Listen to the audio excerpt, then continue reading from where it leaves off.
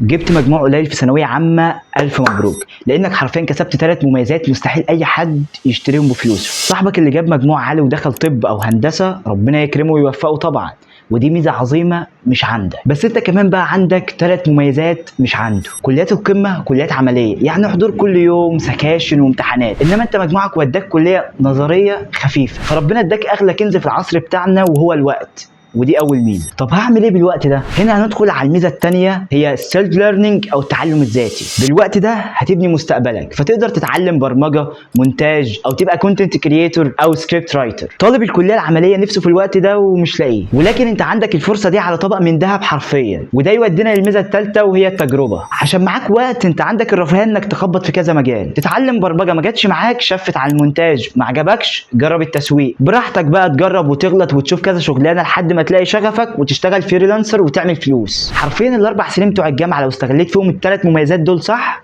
صدقني مستقبلك هيتغير 180 درجه. وده تدبير ربنا ليك، عشان لا يكلف الله نفسا الا وسعها. وده مش معناه انك بني ادم قدراتك محدوده، بل بالعكس انت ممكن يبقى وسعك اكبر من كده بكتير، بس ربنا شايل ده لوقت معين. فدايما قول الحمد لله. بس امانه يا اخي، لو نجحت ما تنساش اخوك باي حاجه، وابعت الفيديو ده لصاحبك المكتئب وقول له لو حد احبطك قول له من غير تفكير، وكمل انت بقى عشان مش قادر. ولو عايز تعرف المجالات المتاحه اعمل لي فولو واستنى الفيديوز الجايه. وكالعاده ما تنساش تصلي على النبي.